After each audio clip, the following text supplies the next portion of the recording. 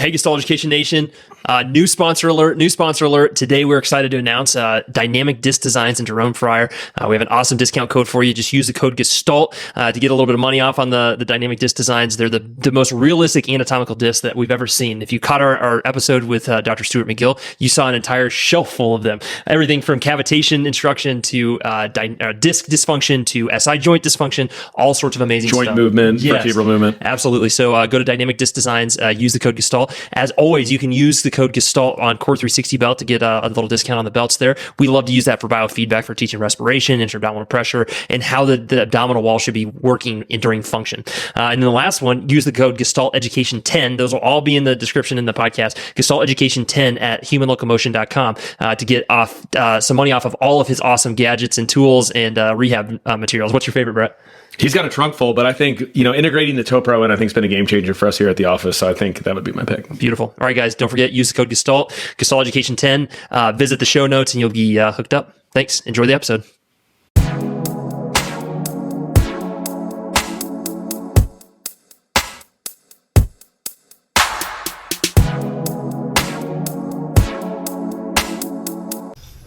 All right, everyone. Welcome to another episode of the Gestalt Education Show. Today we are we're somewhere in New Jersey. I don't know. Right. Springfield, right? Spring. Yeah, well done, Brett. You actually got that one. So we're here for DNS course. We're here at lovely Rob Milianica's home.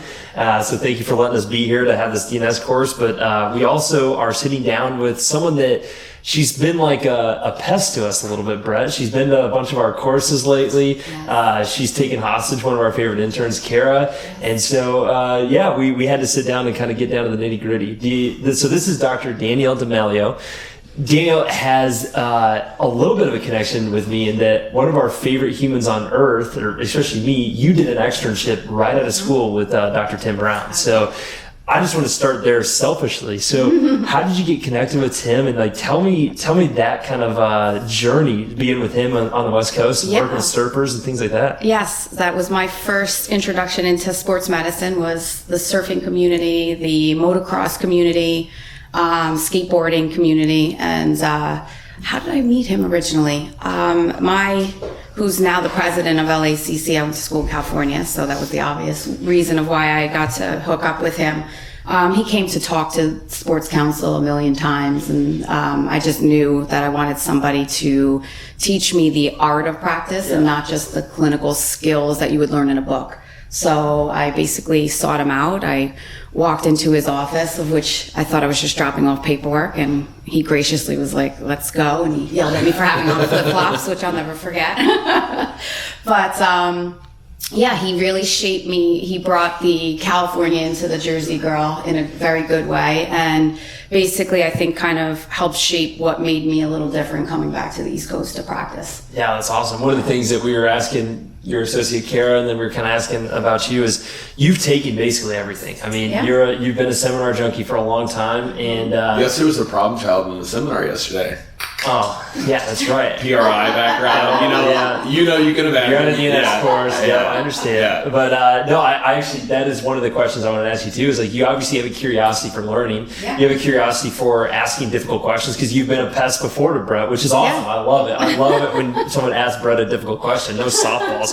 So have you always been that curious? Is that part of just your lifelong journey, or did that kind of develop through school? I think I always have been curious. I think I do better learning hands-on. So all the stuff through COVID was horrendous. I don't know how. I would never have been the doctor I am if I had to learn through a computer like a lot of the newer students have had to. It's very it's kind of like an art, and I think that the hands-on and the listening, and I think the biggest thing, that's school for sure, but then Tim and then the other mentors that I had that gave me really was the gift of time. Tim is infamously known to sort of march to his own tune for sure. Totally California time. Constantly late with patients, and not one person really would complain in his office, because they knew as soon as they were going into his office, they were also getting his undivided attention and probably going over time. And Kara can attest that that's pretty common in our office. Against all business development advice. But I think when you are given the gift of time with a patient, which unfortunately we all know now is not the medical way anymore, I don't even know that my clinical skills are really what sets me apart in trying to connect with patients anymore. It's really becoming a good listener, more than even asking questions, but more so just letting them tell their whole story. We all know that it's a multi-leveled, layered effect for pain, for chronic issues, for really what their goals are. And if you don't really give them the gift of time of actually asking the right questions and actually asking questions, they kind of lay it out for you. You know, everybody's trying to make a complicated thing out of just kind of giving the patient a little bit of time. Yeah. Besides listening, what do you think some of those other soft skills are? Besides just being good clinically, which you know you are, what are some of those things that you're talking about? Do you think that clinicians should have to be? You know what? I think so. Tim was such an organic clinician, and it really wasn't cookie cutter. And for a lot of people, I think that was kind of, for me, why I like to take a lot of courses is I've built a tool belt, and I think young clinicians don't have an actual existing tool belt to where they can put these new things into what shapes you and where your strengths are. So I think the soft skills also are exuding that level of confidence, like you said yesterday, kind of hit home. And it was more that, I don't know that obviously I would hope that I'm a better clinician after 21 years in it. A lot more skills, a lot more skills. But I think what hasn't really changed is that ability to exude confidence, not because I really knew how to treat somebody, but I knew that I would never give up until I had an answer or find the right person to have that answer. And I think when you exude that, and I don't think that's confidence, I think that's genuine caring for a patient. That really, a patient knows that. They know that you're not just collecting their copay. They know that they're not just a number in your office. You know, I mean, we live in a very urban area, right next to Newark Airport, in Union County, and it's busy here, you know, and there's a lot of people. There's a ton of competition. I've never really advertised. I've always just kind of existed in a very small space. In the very beginning, it was really hard to find me. I was a cell phone. I was this little pencil planner, and I would just kind of go to different offices and kind of do my thing. And I really built a practice on networking and referrals. And I literally have patients that was with me the first year in practice. They always kind of track how long they've been with me by either was I pregnant, how old my kids were, you know. We've had kind of an influx recently of like old OGs, you know, and it's really kind of a culminating experience to feel like, wow, after 20 years, like you're still going to remember me. You can still find me by my cell phone oftentimes. It's like an organic family experience in our office. I think the thing that I probably got most importantly from the mentors, and like, listen, LICC was amazing. I had amazing clinicians, and really like taught me that X factor. I think that has kept me in practice after COVID and the new social media ways, which are not really my thing, is really just kind of connecting with people and remembering their details. I can't remember what I ate for dinner, but if a patient came in, which they have, you know, more recently come in after literally 12 years, I just remembered every detail, not because I took notes on it, because literally I took the time to connect with that patient and really understand, and then kind of make it a small town. You talked about running into people in a store, you know, in our town, even though it's a big hustle bustle town with probably, I don't know, in our two towns, there's probably 30 chiropractors maybe. And you run into patients all the time, and they remember, and you remember their things. And I bring my kids to their events because it's really a small town feel in a very big area. And I think if you can kind of do that for your patients, I think they're sold, because no one else is really doing that. Don't you think it's important to learn from your failures too? Like, I told some of my stories yesterday, but I think like, especially if you're kind of competitive in nature, like that just shouldn't sit well. No. So I think like, one thing I noticed with some clinicians, they just don't have that like competitive edge that you need, like when things aren't going right. I mean, it's no different than like a sport. I mean, you got to want to have good results, and you got to want to, you know, have the reputation of the office be the way that you want it. So maybe, what do you think about learning from your failures? I think that's been huge, and it's more, I'm most competitive with myself. I'm not huge, and you're not trying to be better than Karen, but it's all within your, exactly. It's the ones that you can't solve are the ones that keep you up at night, and my husband's always, criticizing the idea that at 11 o'clock I'll take a phone call, which has always been. My patients know it. My kids know it. It's like, oh, he has the badminton tournament tomorrow and he hurt himself and he wants to talk to you. And it's like, he's like, it's a badminton tournament. Like, what's the big deal? And it's like, if you can't figure that out for them because that's their goal and that's what put them in your office, then it burns me at night, or the ones with, like you said, like, oh, I went to another chiropractor or I went to another, I got an injection, and it was like, you feel like I tend to attract the ones that are very multi-layered and have been through the medical system.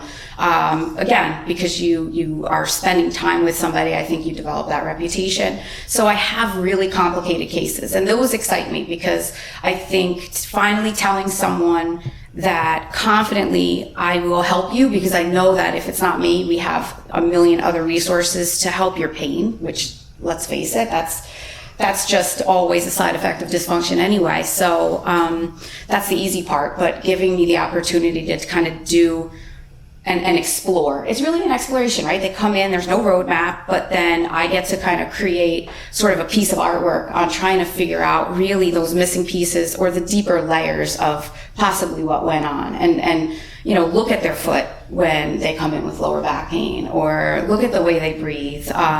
So it's educating the patient on why we're so different and why that really would mean that they're gonna finally make some life changes. I think that's kind of the key. You made a good point too. It's something that we talk about a ton at Winchester Spinal Support, is trying to going out of our way for our patients. Like in a world where people have crazy, deadlines and I won't even look at my phone after this time and stuff like that. Like Brett and I are always fielding texts. We're texting our patients back this morning, things like that. I think that's such a good quality to have because people are craving it in the medical system right now. Yeah. Because like you said, they feel like a number. So what about this integration piece? We kind of talked about it. So you've taken all these classes, you have this big tool belt. Can you kind of talk us through maybe your processes of your assessment? Like what do you hold at a higher standard of kind of when you work through a patient? Yeah. And what's in the toolbox? Yeah, what's in your toolbox, and what's the first maybe 2 or 3 lenses that you're looking for? Yeah, I would say the biggest, aside from having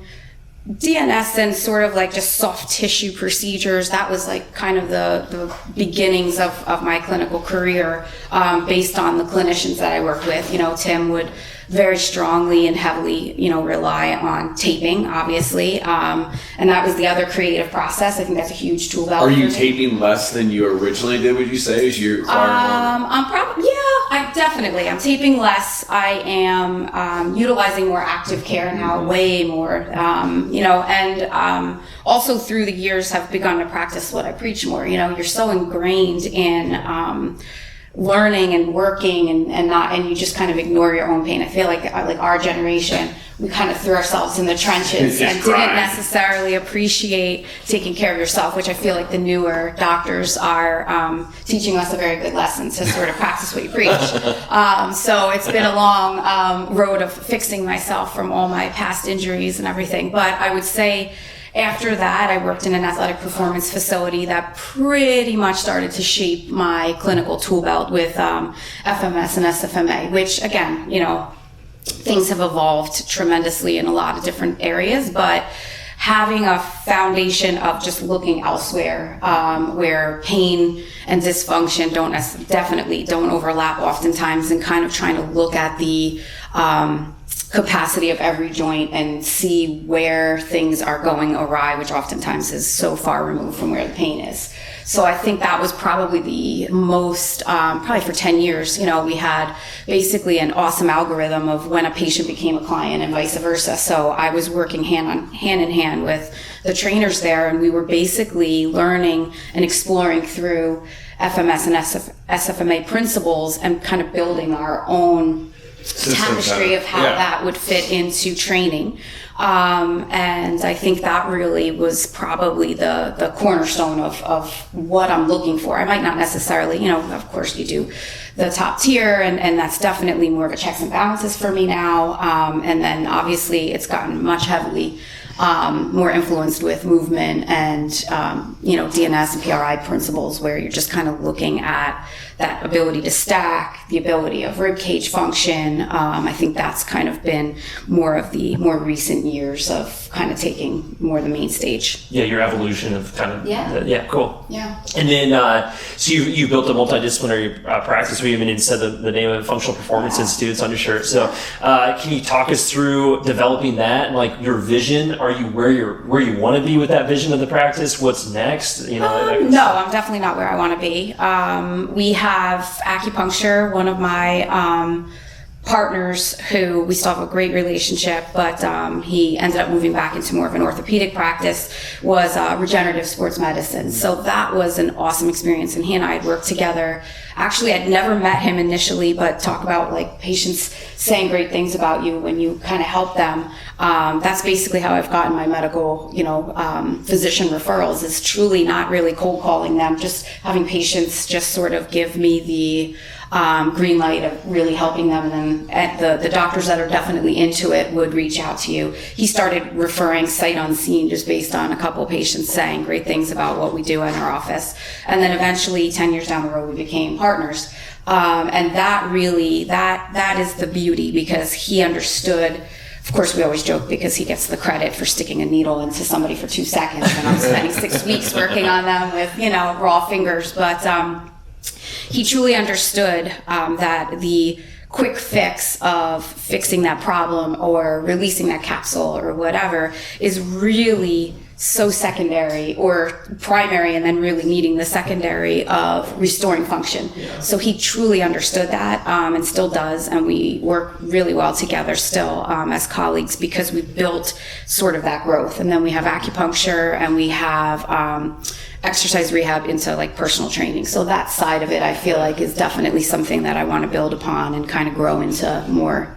Yeah, beautiful. I love it. I think it's hard because it's easy to have like multiple silos in your office, and I think like that integration piece, we work really hard at our office to try to make sure we're always having conversations about the cases, because everyone's so busy with their kids and things. Yeah. It is really easy to just kind of go about your day, and then actually you're not actually integrating. So I think it's way harder than people realize to actually get that all the way that everybody would want it. Well, and it takes time. I think in the facility where I worked, where it was athletic performance, oftentimes if I wasn't busy, or I would be treating the patient and then they became the client in 2 seconds, my door had a window, or I was literally sitting on the floor and we're doing work, or doing taping. That was the awesome part about Tim Brown and his experiences. He, from the beginning, taught me there is no cookie cutter approach. You are one within this patient, and little nuances, it made it hard for kind of documenting things sometimes, because it was like, you almost needed a videotape, because it's like, okay, I pulled it slightly this way, or moving things. And it was really the art of the nuance of seeing what it did instantaneously. And then being in a gym setting always, I would instantly be able to see the fruits of my labor in more reinforcement and kind of create that instantaneous change that we were looking for. So that part was awesome. It's always a joke, like a table. I'm so low tech, we have some cool things in our office, but my happiest point is literally on the floor, like kind of getting down and dirty in the gym setting, where you really can do your best work, I think. Sorry to interrupt your episode, guys. I have to tell you about an important date to write down in your calendar. November 3rd through the 5th, the first annual Neurodynamics World Congress coming to you at Parker University in Dallas, Texas, November 3rd through the 5th. This is an amazing opportunity to see a true Gestalt weekend, meaning integration of multiple different people, multiple different techniques of the likes of Michael Leahy, Antonio Stecco, Brett Winchester talking about DNS, Annie O'Connor talking about pain classification mechanisms, David Seaming talking about the internal chemistry, history. Jeff Bove talking about the research around nerves. And of course, Michael Shacklock talking about neurodynamics. This weekend at Parker University, November 3rd through the 5th is your opportunity to see not only lectures, but hands-on demonstrations and panel discussions at the end of every day to combine this all together to show how each of these different techniques is influencing the nervous system. This is an amazing opportunity to see all these people in one stage and one opportunity to have some fun with us in Gestalt education. So thanks for taking the time to listen to this episode, and we can't wait to see you at Parker University. It's November 3rd through the 5th. Registration open at gestaltedu.com/courses. See you there. What do you think? You have one of our associates that you hired, Kara, and she was amazing for us. What are some of the things that we always talk about, like what they're wanting from you? Yeah. But let's talk about it the other way. Like, what do you expect from Kara and associate? So I think I always will tell somebody when they are shadowing me. First of all, it's kind of a whirlwind experience in our office. It's a very family friendly experience, and everybody is kind of interlaced and interactive and chiming in and laughing. And it's a very, I enjoy being there, and we all can joke around. But if you need hand holding, my office is not the one to go to. I am still very much a clinician. I still treat every day almost, that I'm in the office. And again, the day that I say that I don't want to treat anymore, or the day that I say I don't want to take a course anymore, or the day that you come in and it's been a long time and I treat you the same, that's the day you need to tell me to retire. And I told Kara that yesterday. But I really think, willingness to learn from, I don't want drones, I want somebody with their own personal, personality. I want somebody that's going to teach me also, the doctors now have so many resources that we never had before. So to really learn from them as well and want to learn. I think also too, a lot of new grads want to be force fed stuff. And want to, me to sit down and just say, oh, this is how we do it here. And here's our system. And, it's printed out for you. And then you can look at it on YouTube videos and all this. And it's like, now, sit down, interact with me, interact with the patient, get your hands dirty, and kind of learn by example. But also, I hope that when my intern / new practitioner is there, our office changes for the good, because they're bringing in their own skill as well. And we grow together into something more collaborative and new beyond what I already had. And so, I've definitely had, 5 or 6 associates. And I would say the ability to create and build upon what I've already had as a foundation, most certainly with Kara, has been the most successful. And she appreciates and comes to me with questions, right? Don't come with me with a problem, come with me with a solution, or bring up something that you might want to change. And I really don't have an ego when it comes to the office. I think over the years, I've probably grown into being able to take, criticism easier, and I don't have all the answers. And I've just basically created from my own dysfunction. I was kind of forced into my own practice really early on, not prepared for business whatsoever. And I just kind of did things the slow way, but I did things, in hindsight, I guess I did some of the things right, I guess, because I'm still practice. And how about the integration within the office? How often are you guys meeting? Is it just kind of one-off meetings, or do you have something scheduled? So we don't have stuff scheduled, and that's definitely something that we're working on. We have a new exercise rehab person who was actually a patient of a friend of mine in the city before she moved out to our burbs. So the goal is to do more regular meetings. I would say now we've done some stuff on the fly. I do some volunteer work with Team Jamaica for the track and field. So it's kind of getting them to be able to do some hands-on stuff live with patients as well. But oftentimes it's sort of collaborating on a specific patient. We really don't have, I'm trying to get out of the reputation of having people come see me. Right. I want people to come to my office. I want people to come to our facility. So I think having the collaborative approach with every patient and doing informal ground rounds with them about what they are, or literally just, hey, Kara, come over here for a second, or, and calling me in and sort of collaborating that way has been the way that we've kind of done it. But we would love to do more. Cool. I love it. And then, give us your next 10 years. Like what's what's the future for Danielle? 56. Yeah, come on. What are your goals? Like, what are your aspirations? What are some things that you want to accomplish? I would say I definitely, if I am not really the outgoing one, it's joking that I usually don't raise my hand or pick on any kind of questions in any kind of lecture setting. Nor have I really thought that teaching was something that I really would be good at or like to do. But I really could probably see myself more in the mentoring / teaching area now, which kind of keeps my hands in it, but also allows me to sort of make more impressions, especially being a woman in a man-driven, well, not so much anymore, but definitely when 21 years ago when I started, I was, and even coming to New Jersey, it was, the sports council, it was myself and a lot of guys, and it was sort of like I had to be able to coexist in a place where I had to figure out what made me special, but I also had to figure out what made me linked with everyone. And, I've been kind of like the New Jersey, I guess, Union County secret for a long time. Yeah, you are kind of the best kept secret. Yeah, not anymore, damn it. Yeah. But I really like to teach, and I like to teach in an organic way where people are exchanging and asking questions of which, sometimes I don't necessarily think I have the answer, but I guess I do sometimes. Well, we like to give you crap, but your questions are well thought out and they're good questions. They make you think. And so we appreciate that for sure. And it's been amazing getting to know you. I know Kara's talked very highly of you, and so you're an absolute superstar. And when we go to California, we got to fly her out so we can sit down with Timmy. So that'll be a future project that we got to do.